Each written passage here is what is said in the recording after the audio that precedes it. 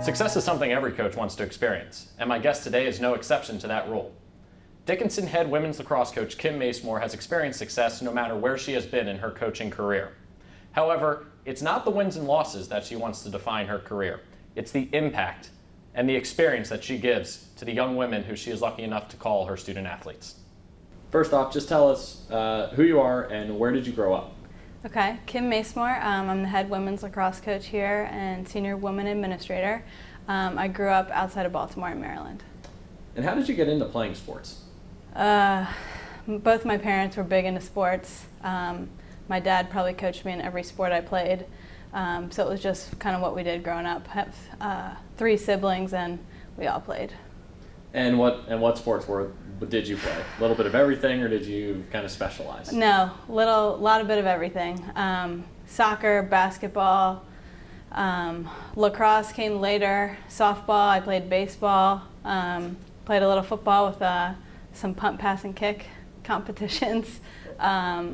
Yeah, so pretty much did it all. Well, that's actually pretty cool. How did you get into the punt, pass, and kick competitions? My dad. My brother and I actually got to compete at the old RFK Stadium during halftime of a game. It was pretty cool. Yeah, and what was that experience like? Oh, it was insane. Got to meet Mark Rippon and Matt Turk, kicker. It was surreal. Yeah. How'd you do?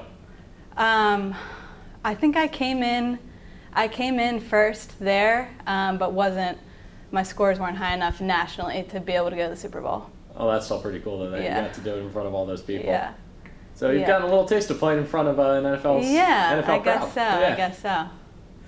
Now, when you went to college, you actually played 2 varsity sports, soccer and lacrosse. How did you decide that you wanted to do both? Was it just you had that choice, and were you looking to do that, or did they recruit you for one and you just happened to decide I'm going to do both? No, it's kind of a funny story. I actually wanted to play soccer and basketball. Basketball is my first love, and I was recruited to play both. Unfortunately, it didn't work out with the basketball team, and I got cut, and I knew I needed to play something else, so I tried out for the lacrosse team. Oh, wow. Well, that's actually pretty interesting. Things happen the way that they're supposed to. Yeah. So you get cut, you end up trying out for the lacrosse team.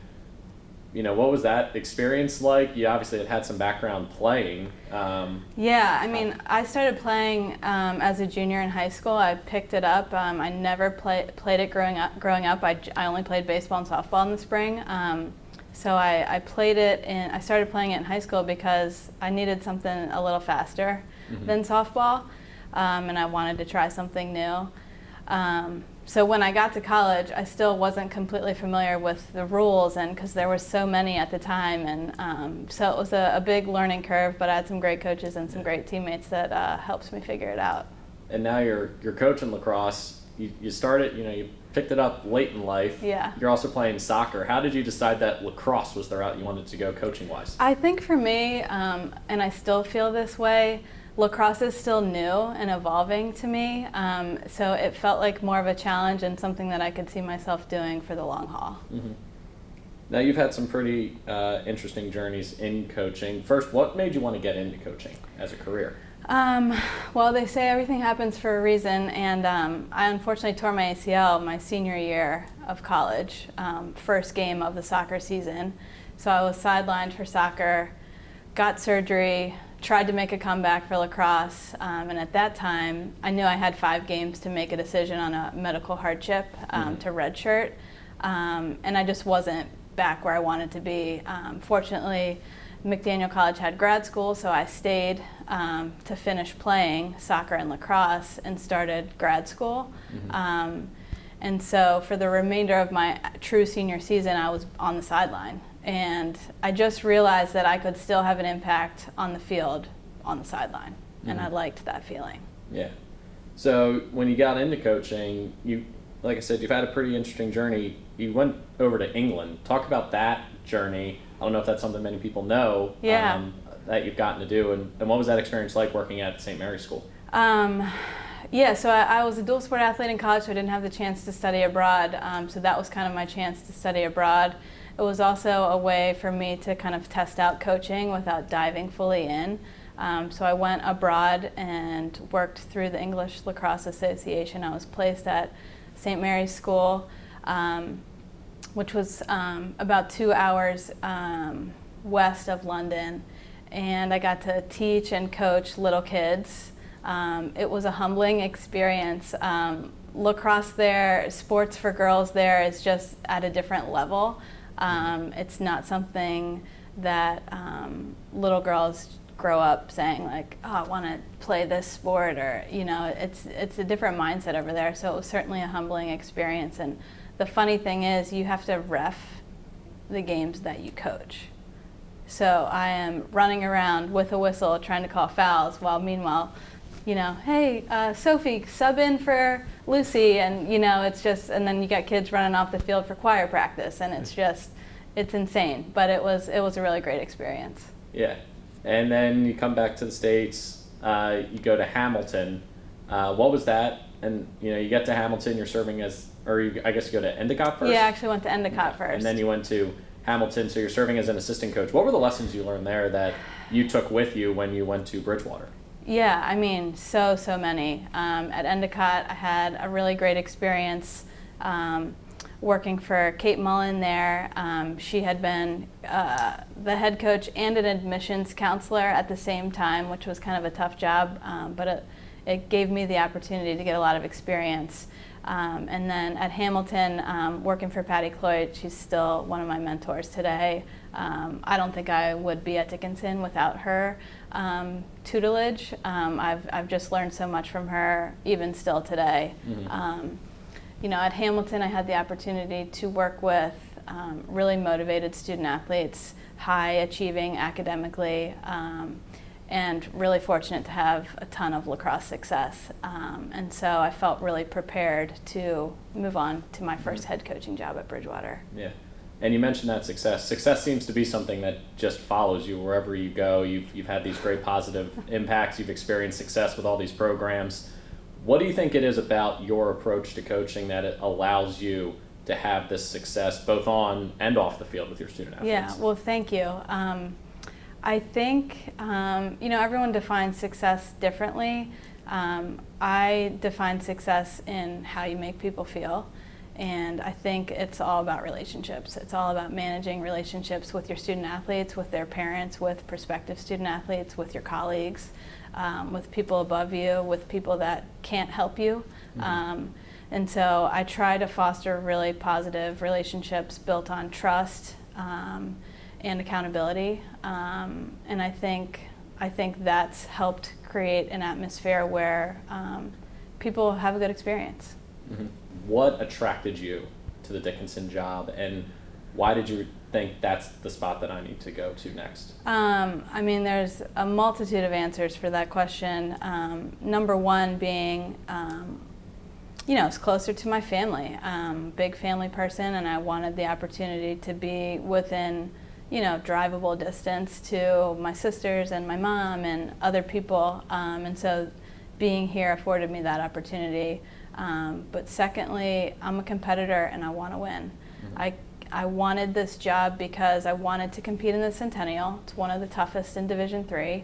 And I wanted to be at a place with those high-level academic students that know how to compete on the field, mm-hmm. at a place that supports athletics in both resources and facilities, and we have everything we need to be successful here.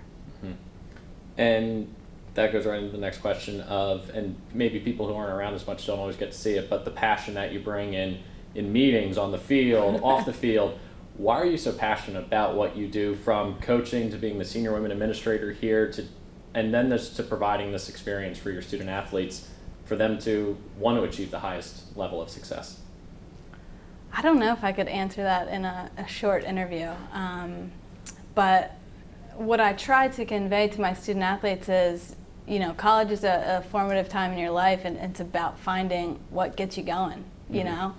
What gets the juices going, what fires you up. And if you're lucky enough to find something that gives you that opportunity daily and they're going to pay you for it, mm-hmm. do it. Yeah. So that's my simple answer to why I'm passionate. I guess I'm just passionate about being a strong female role model to my student athletes. I think, it's a great responsibility, one that I really hold deeply and care much about, is giving my kids a role model who's passionate about what they're doing.